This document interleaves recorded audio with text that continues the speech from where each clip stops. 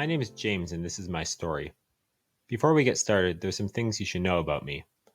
I have a history of substance use and mental health diagnosis. This follows me everywhere. Often, when I see a healthcare provider, their assumptions about me limit the care I receive. This is my story on how bias around mental health and substance use had a large impact on my life.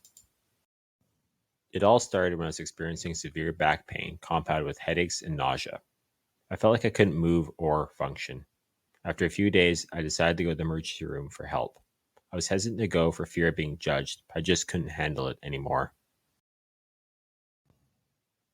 When I saw the doctor, he saw my chart that I had previously been here for mental health concerns and that I had a history of substance use. He questioned me on whether or not I actually had pain or I was just going through withdrawals and wanted medication. In the end, he dismissed me and told me nothing was wrong. As the days went on, I became increasingly depressed due to my condition. I was vomiting consistently because of the headaches and nausea, and I could barely get out of bed. Reluctantly, I went back to the hospital, hoping that I would see a different doctor and get some actual help. Unfortunately, it was the same doctor. He seemed really annoyed with me and didn't offer me any help. He reminded me that he already told me there was nothing wrong with me, adding that it's all in my head. Discouraged by not receiving help, I went home again. I started using more and more substances and couldn't function anymore. My depression was so bad that garbage was piling up in my house. I couldn't take care of myself. One day, my neighbor came by while I was severely ill. She immediately called an ambulance and I was rushed to the hospital. Finally, I saw a different doctor that day, and she did a very thorough examination. She found that an epidural abscess. Unfortunately, though, I wasn't caught soon enough, and now I have brain damage for the rest of my life.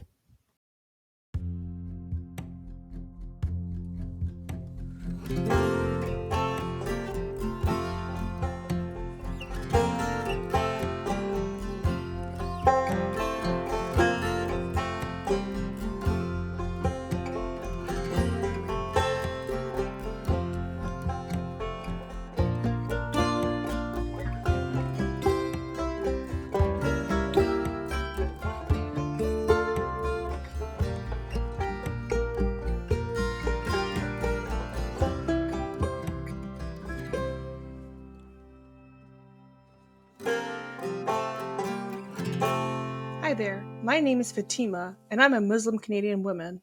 This is my story of how ignorance to my religious beliefs caused me severe healthcare issues. I was out having tea with my friend when I told her I had a urinary tract infection and that it had been going on for some time. She encouraged me to go to the doctor, but I was afraid the doctor would not take my religious beliefs into consideration. In the end, I decided to go to the clinic to be seen. At the clinic, the receptionist had a brief conversation with me. When I tried to ask her to make a note on my file that I am Muslim, she ran off on her phone before I could explain why that was important to my care. When I saw the doctor, he was standoffish and did not give me a chance to explain that I cannot take antibiotics with gelatin in it. He seemed really busy and preoccupied. He prescribed me cephalexin and sent me on my way before I could ask any questions. Luckily, when I went to the pharmacy to fill my prescription, the pharmacist noticed my hijab and informed me that the medication had gelatin in it. Disheartened, I left without the medication.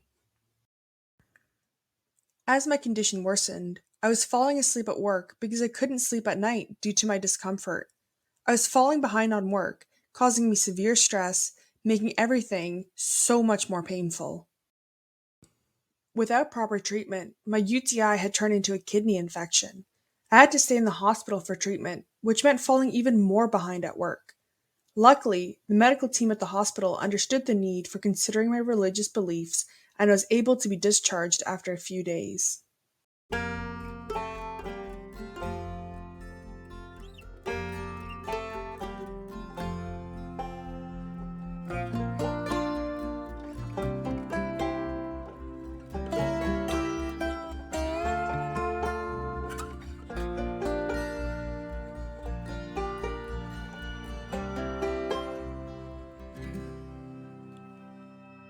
My name is Lori. I'm a 42-year-old cisgendered woman. This is my story of how the gendered reproductive inequalities in the healthcare system have impacted my life. Hi, Lori. My name is Dr. Bouchard. I am an OBGYN. My clinical experience focuses on the diagnosis and treatment of pelvic pain. I would appreciate it if you could share a bit of your health history with me. I would like to think that I had a normal childhood and puberty experience. I started my period when I was 13 years old, and nothing seemed abnormal about it. My mom was supportive, and she showed me the differences in menstrual products. I don't remember any symptoms during the first few years of having my period. I think I was nearly graduated high school when I had my first episode of pain. I was at a championship golf tournament. I was about halfway through the 16th hole and lining up my shot when I felt immense pain in my lower abdomen. It felt like an awful stabbing feeling. I started to sweat heavily. The pain radiated down my thighs. I felt nauseous and dizzy. I panicked because I wasn't sure if I was going to faint or throw up. The first doctor that I saw explained to me that I was experiencing normal premenstrual symptoms. He recommended that I take ibuprofen and distract myself by keeping busy to ignore the pain.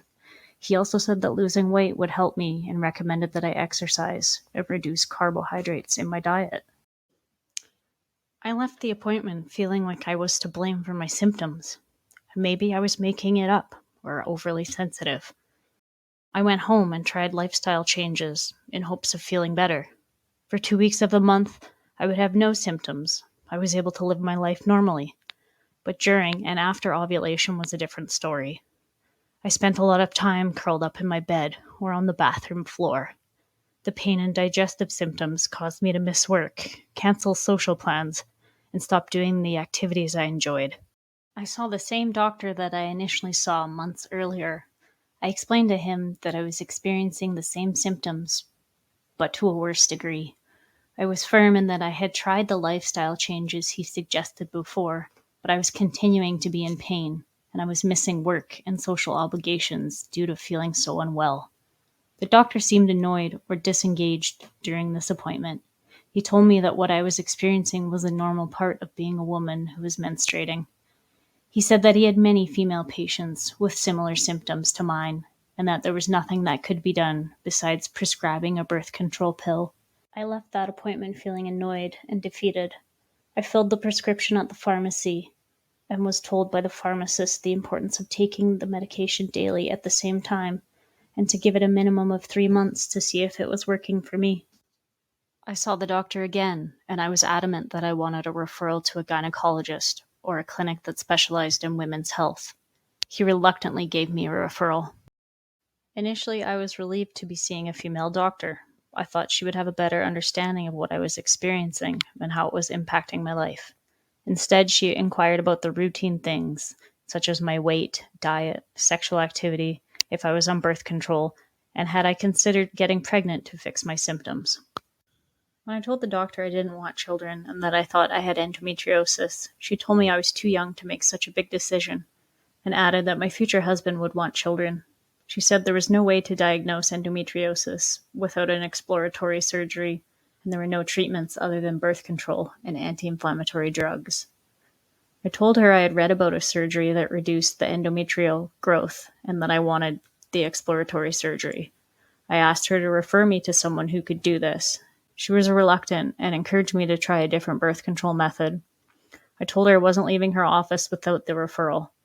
She told me I was exaggerating. Surgery was unnecessary, but I was adamant about receiving the referral, and I explained to her I had been in pain for so many years, and I couldn't imagine continuing to feel like this until menopause.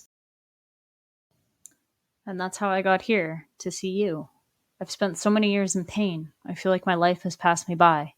I've missed many opportunities and experiences.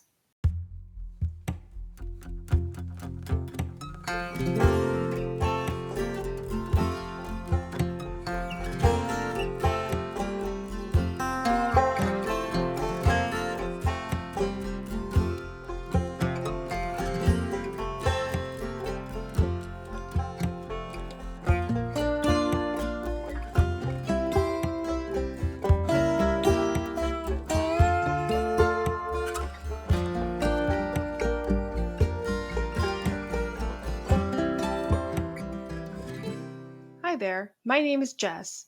I'm in a lesbian relationship with my partner, and this is my story on how preconceived notions about women's health impacted my life.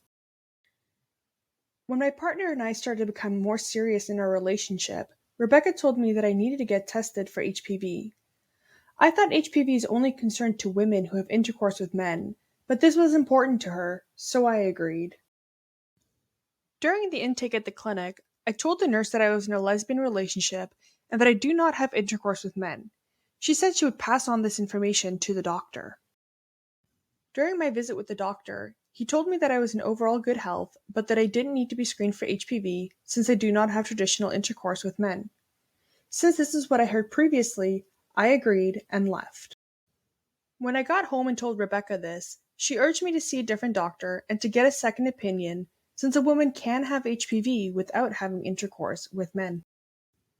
I went back to the same clinic, and when the intake nurse recognized me, she said she would get a different doctor to see me. I saw a different doctor, and she screened me for HPV.